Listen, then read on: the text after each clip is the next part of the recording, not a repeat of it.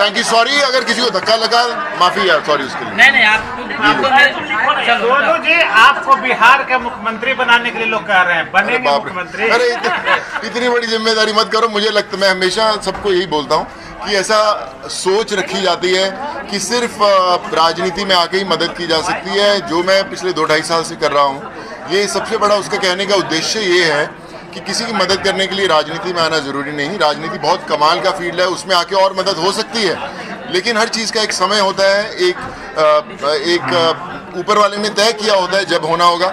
जब होना होगा खुद ब खुद ले आएंगे, लेकिन मेरा मकसद सिर्फ यही है कि स्कूल्स बने, कॉलेजेस बने, हॉस्पिटल्स बने और ऐसी जगह बने जहाँ पे कहीं भी गरीब आदमी आज जब जाता है, कई बार हम बोलते हैं कि सरकारी स्कूलों में जाते हैं या अस्पतालों में जाते हैं, उन्हें पता नहीं चलता।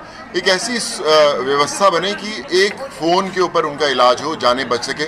हमने पिछले 2-2.5 साल से करीबन 4700 सर्जरीज कराई हैं, चाहे आप लिवर ट्रांसप्लांट बात करें, किडनी ट्रांसप्लांट और ब्रेन ट्यूमर की बात करें, हर सर्जरीज कराई है, जबकि मेरा कोई अस्पताल नहीं है। लेकिन किस तरह पूरे देश को जोड़ा, वो एक बड़ा मेरा लक्ष्य था। वो अभी भी मैं कोशिश कर रहा हूँ कि किस तरह ज़्यादा से ज़्यादा लोग जुड़ें, ज़्यादा से ज़्यादा लोगों को तकलीफ़ें हुई। और मेरे घरों पर जब बिहार से इतनी दूर दूर से लोग आते हैं, आप विश्वास कीजिए उनके पास रेलवे की टिकट के पैसे नहीं होते, लेकिन जब वो टीटी को बोलते हैं कि हम सोनू सूद के घर जा रहे हैं, उनसे टिकट भी नहीं लेते। यहाँ तक कि रेलवे स्टेशन या बस स्टॉप से ऑटो वाला जब उनको घर छोड़ता है, वो बोलता है कि मैं इनसे पैसे नहीं लूँगा सर, कि जब आप इतना अच्छा काम करें, मेरी तरफ से छोटा सा योगदान है। मकसद ये है कि हम एक दूसरे से कैसे इंस्पायर हो सकते हैं। और मैं आपको वादा करता हूँ कि मुझे पता है कि जब पूरे हज़ारों लाखों लोग करते हैं तो मैं सब तक मदद नहीं पहुँचा सकता, लेकिन जिनकी आवाज़ मुझ तक पहुँचती है, किसी तरह की उनकी कोई भी ज़रूरत हो, मैं उन तक पहुँचाने की जरूरत करता हूँ और मैं करता रहूँगा। जिनको मुंबई में बिहारी के नाम से बोला जाता है, भाई बैठ जाओ, मतलब कि निकल जाओ, साइड हट जाओ। आप मेरे जैसे कलाकारों को क्या ऑफर देना चाहते हैं? देखिए, बिहारी बोलना तो बहुत ऊंचे स्तर की बात है भैया, मैं बिहारी हूँ, घर से बोलना चाहिए। जब दबंग पिक्चर बनी थी तो उस समय जो छेदी सिंह का किरदार था वो बनाया गया था, मैंने बोला कि यार बिहारी, क्योंकि मैं बिहार वालों के साथ समय बिताया, मेरे साथ कॉलेज में सीतामढ़ी के लोग, मुजफ्फरपुर, आरा, उनके जगह, और मैं कॉलेज के दाम 91 के अंदर खुद इस सब जगह पे घूमा हूँ।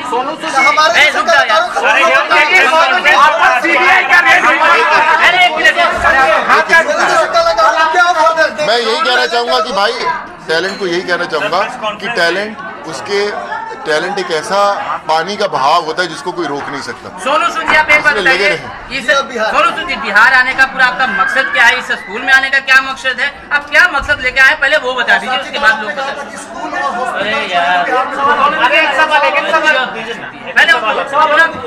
बताइए। देखिए, जब कोरोना काल में जब मैं इतने बिहार के लोगों से जुड़ा, करीबन 7.5 लाख लोगों को भेजा, जिसमें से 25 से 30% लोग बिहार के थे और वो अलग अलग हमारे साथ जुड़े हुए थे। और आज जब मुझे याद है कि एक हम लोग शो कर रहे थे पाटलिपुत्रा 3, विजय जी और नरेंद्र जी ने जब मुझे बुलाया, मेरी शूटिंग थी उस समय पर, मैंने बोला बिहार जाना है, तो मैंने सब अपनी शूटिंग हटाई और मैं बोला मैं इसलिए जाऊंगा, ना सिर्फ वो शो अटेंड करूंगा बल्कि आम हर जनता से मिलूंगा जो मेरा इतने सालों से इंतजार कर रहे हैं। मैं और उसके बाद मैं पंकज भाई से ही बोलना चाहूँगा, मेरी इनसे अभी मुलाकात हुई, लेकिन जब हम बच्चों को पढ़ाने की बात कर रहे थे, आपने देखा होगा बहुत सारे बच्चे, सरफराज था और भी बहुत सारे बच्चे जिनको स्कूल नहीं मिल रहा था, अच्छे हॉस्टल नहीं मिल रहे थे, तो हम लोग ढूंढ रहे थे कि अच्छे स्कूल कौन से हों।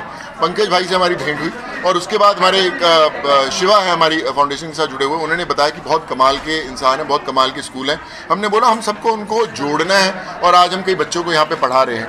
आज जब यहाँ पे ज्ञानशैली स्कूल में हमारे बहुत सारे बच्चे पढ़ रहे हैं जिनको हम लोग सपोर्ट कर रहे हैं, तो मैं ज़रूर आकर यहाँ देखना चाहता था कि जहाँ पर वो बच्चे पढ़ रहे हैं, जहाँ पर उनका भविष्य बनेगा, वो कैसी जगह है, कैसे टीचर्स हैं, कैसे लोग हैं, कैसा इंफ्रास्ट्रक्चर। और मुझे इतनी खुशी हो रही देखकर कि आज हम लोग बोलते हैं बिहार पिछड़ गया है, कुछ नहीं है, सिर्फ एक सोच चाहिए, एक इंसान चाहिए जो आगे बढ़े। और उस इंसान के लिए मैं रुका हूँ। मैं आज सबसे बोलता हूँ, आज मीडिया में आप हमारे भाई लोग हैं इतने, सब मेरा संदेश ज़रूर दीजिएगा कि किसी तरह का स्किल डेवलपमेंट जिसको बोलते हैं कि किस तरह आत्मनिर्भर बनाया जाए। लेडीज़ को कुछ है, सेंटर खोलना चाहिए। आप मुझे एक आवाज़ दीजिए, मैं कल से काम शुरू करवा दूंगा। स्कूल अगर आप बच्चों को पढ़ाना चाहते हैं, कोई ऐसे पिछड़े इलाके जहाँ पर हो और टीचर्स वहाँ पे करना चाहते हैं स्कूल, मैं उनके लिए खड़ा होऊंगा। मेडिकल फैसिलिटीज़ मैं करूँगा।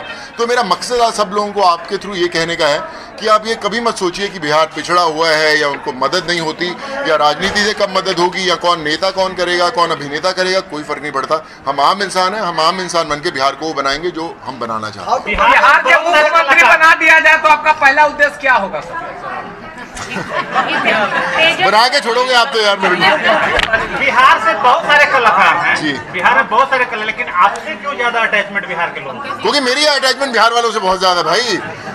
मेरा जो रिश्ता है बिहार से आज का नहीं है, इंजीनियरिंग कॉलेज के दौरान का। मेरे रूम पार्टनर सब बिहार के थे, मैं हूँ पंजाब से, लेकिन जब बिहार और पंजाब का झगड़ा होता था मैं बिहार वालों के साथ खड़ा रहता था। तो मेरे को पंजाब वाले बोलते अरे यार तू पंजाबी है, उधर कैसे खड़ा हुआ है? मैं बोला मेरे भाई बंधु हैं यार, ये मेरे भाई हैं बिहार। तो कुछ ना कुछ रिश्ता तो मेरा बिहार का बहुत सालों से है, जो आज मैं वापस हुआ लॉकडाउन में मैक्सिमम बिहार के लोगों से मिल पाया। आज मैं बिहार में स्कूल में बैठा हूँ, तो एक रिश्ता ज़रूर है। हो सकता है 4-5 साल बाद जब आप देखेंगे तो इसके पीछे भी कोई लगेगा कि कोई तो ऊपर वाले ने सोचा होगा, जहाँ पे आज मैं आपके सामने बैठा हूँ। बिहार आए तो लालू यादव और नीतीश जी से मिलेंगे क्या? राजनीति में आप लोगों को जैसा राजनीति में आज बिहार की राजनीति में आप जैसे लोगों की सख्त जरूरत है। अरे मैं भाई, मेरे को जहाँ बुलाओगे मैं वहाँ पे पहुँच जाऊँगा। मैं वही बोला हूँ, राजनीति नहीं, उसके बिना भी मैं काम करता रहूँगा। जी सर, एक करके मैं दूसरी बार आया हूँ। पहले आया था मैं सीतामढ़ी आया था, सीतामढ़ी से रक्सौल और वहाँ से बीरगंज। मैं पूरा घुमाया हुआ है। मैं जैसे बोला आरा, मुजफ्फरपुर, पटना, बोरिंग रोड सब देखे हुए हैं मेरे। बड़ा अच्छा लगा था मुझे। और आज जब मैं दोबारा आया हूँ, क्या बदलाव देखा सर? जब पहले आप आए थे और आज आप आए, क्या बदलाव आपने पाया? पहले भी बिहार वाले नहीं सुनते थे, अभी भी नहीं सुनते हैं। और प्यार जो बिहार वाले करते हैं वो कोई नहीं करता, ये भी बात सुने। मैं अपने दोस्तों को बोलता था, मेरे साथ कॉलेज वाले पढ़ते थे, मैं यार तुम पानी कौन सा पीते हो यार, सुनते ही नहीं हो तुम लोग। और आज भी हम लोग देखते तो सुनते नहीं, लेकिन जो दिल है बिहार वालों का उसमें इतना प्यार से भरा हुआ है और उतना उनके अंदर स्नेह है कि उसका जो रिश्ता है वो कहीं नहीं। मैं जितना बिहार में मुझे प्यार मिलता है, मैं पंजाब में जहाँ पैदा हूँ, मुझे उससे ज़्यादा बिहार में प्यार मिलता है। अब ये होता है बिहार, इसलिए मैं वापस आता हूँ। बिहार के लिए आप हीरो हो कि विलेन? देखिए, मैं आम जनता हूँ और आम जनता से बड़ा हीरो कोई नहीं है। पर्दे पर सिर्फ आप एक्टिंग कर सकते हो, चाहे हीरो की करो, विलन की करो, लेकिन जब सड़कों पे उतरना पड़ता है, आम जनता के बीच में उतरना पड़ता है, चाहे वो कोई भी हो, वो असली है। यहाँ के यूथ के बारे में आप क्या संदेश देना चाहेंगे, जो बहुत कुछ आज इनोवेटिव कर रहे हैं, स्टार्टअप ले रहे हैं, उनके बारे में आप क्या बोलेंगे? मैं खुद स्टार्टअप्स जो कर रहे हैं लोग, मैं खुद ऑलमोस्ट 5 कंपनियों को सपोर्ट कर रहा हूँ। हमने 3 कंपनियां बहुत बड़ी बना दी हैं। मैं खुद 2 बिहार के बहुत बड़े स्टार्टअप्स हैं जिनके लिए मैं उनसे ऑलरेडी कर रहा हूँ। आज भी मेरी उनसे मुलाकात हुई। सो मैं कहना सभी से चाहता हूँ कि बिहार में अगर आप देखिए कितने IAS और IPS अफसर सबसे ज़्यादा बिहार से आते हैं। क्यों आते हैं? क्योंकि दिमाग बिहार वालों का इतना है। अगर उनको हम लोग वो सुविधा दे दें, अगर वो उनको प्लेटफॉर्म दे दें, तो आप सोचिए कि बिहार मतलब देश चला सकता है। इतना उनके अंदर समझ है। पर उसी की कोशिश है कि हम लोग बिहार को वो दें जो बिहार को सालों से मिलना बड़ा ज़रूरी है, जो बिहार डिज़र्व करता है। उसके लिए मैं आगे खड़ा हूँ और मेरी बहुत सारी चीज़ें हैं जो मैंने माइंड में रखी हुई हैं। बस आप ये दुआ मानते रहिएगा कि वो सब हो, और फिर आप देखिएगा जब अगली बार मैं बोलूँगा कि आप बोलेंगे कि सोनू सूद आप सही में बिहार के अंदर वो बदलाव लेके आए।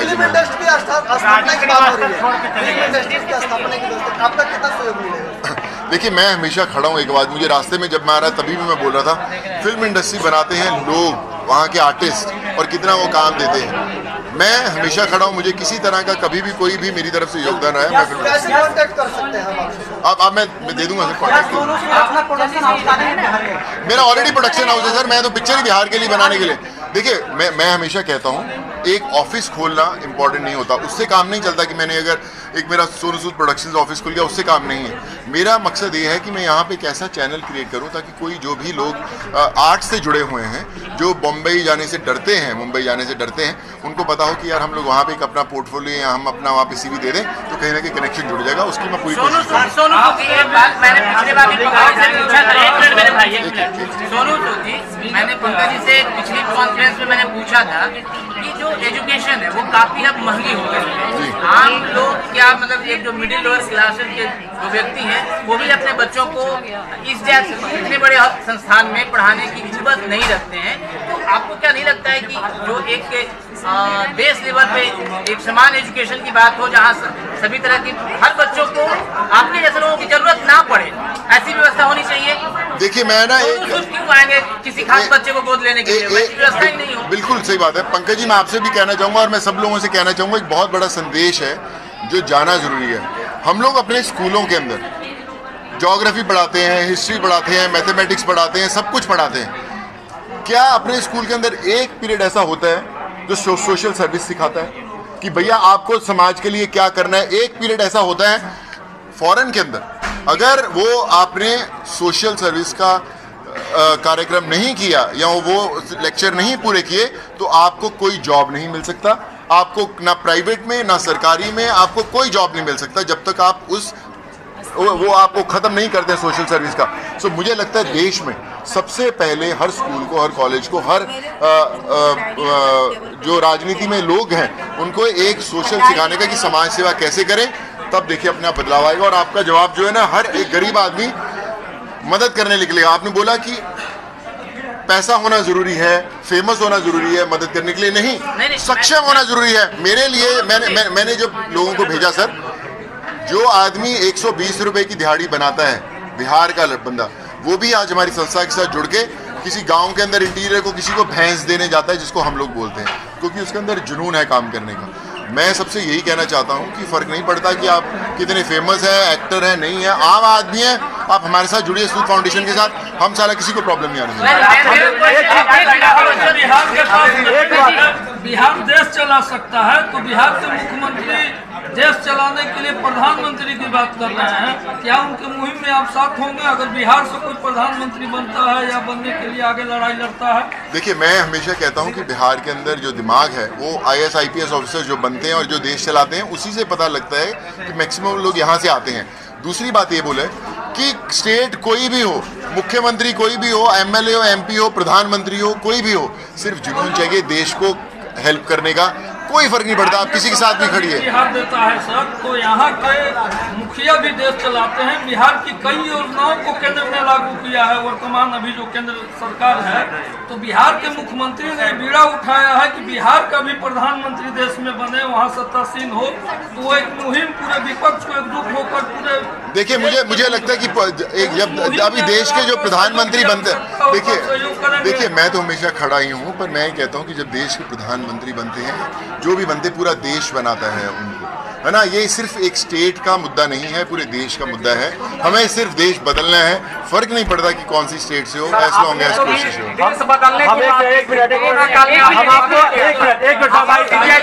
मीडिया वाले भाई साहब हम एक जवाब देते हैं, मीडिया वाले भाई एक चीज बोलना चाहते हैं। हम पहले मीटिंग में ही बोले थे, सोनू सूद जी ने हर गरीबों का मदद किया है, चाहे वो किसी वर्ग का हो, किसी तबके का हो, किसी धर्म की हो, कोई जाति का भेदभाव नहीं, किसी धर्म का भेदभाव नहीं किए हैं, सबको मदद किए हैं। और हमको इन्होंने चुना, माने ज्ञानस्थली स्कूल को इन्होंने गोद लिया है कि जो बच्चे असमर्थ होंगे, आज जैसा क्वेश्चन आ रहा है, असमर्थ बच्चे हों, जिसके माता पिता नहीं हो, जो बच्चे के पेरेंट्स सक्षम नहीं हो, उसको पढ़ाने के लिए मैं जिम्मेदार हूँ। सोनू सूद फाउंडेशन की तरफ से मैं जिम्मेदार हूँ। यहाँ पर हमें ये बोल रहे हैं, मतलब हम इनके बातों को आदेश समझ करके सिरोधार किए हैं और हमेशा तैयार रहेंगे। आप सभी के सामने मैं ऐसा कमिटमेंट करता हूं। बहुत सारे ऐसी गाँव में लड़कियाँ हैं जो अभी भी नहीं पढ़ पा रही है और शादी के बाद जो हाउसवाइफ बनकर आ जाती है, उनके लिए सिलाई मशीन का कार्यक्रम जो है वो भी करेंगे, वो भी प्लान में है, पंचायत में पाइपलाइन में है। सर आप कार्यक्रम कीजिए, मैं सपोर्ट करूँगा आपको। ये सब वो सब बात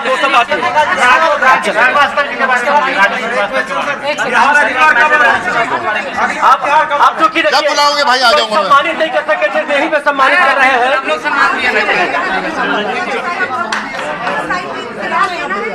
आ जाइए मैडम, आ जाइए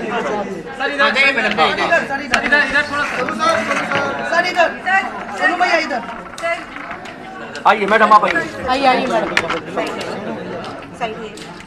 सोनू भैया सामने। अरे सर का कहाँ है? सर वाला अरे कोई दूसरा है। अरे एक ही बात, कोई फर्क नहीं।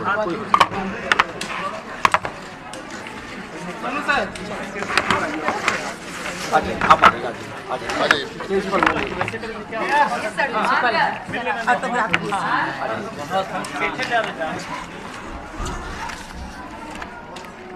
भाई आप सबों के लिए है, ये सबके हैं, बस खाली इनको आप जिस तरह प्यार दे रहे हैं वही प्यार देते रहिए सम्मान के साथ। एक पूरे ज्ञानस्थली परिवार की तरफ से ये एक फोटोग्राफी का ज्ञानस्थली परिवार का पूरा का हो जाए।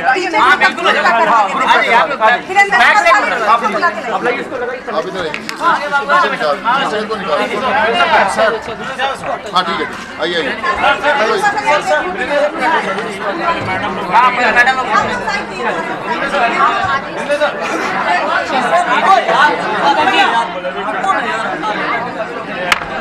बेटा उधर से ले सर।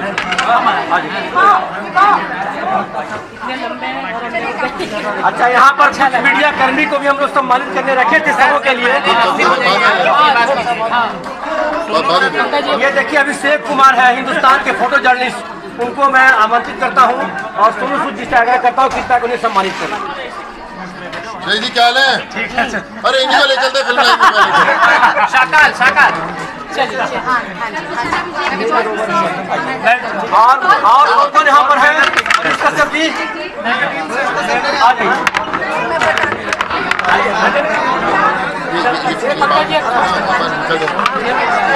मेरी आपसे ना आप मीडिया वाले यही रुकिएगा, बाहर जाइए आपको धक्का पड़ेगा, मैं निकल जाऊंगा फिर आप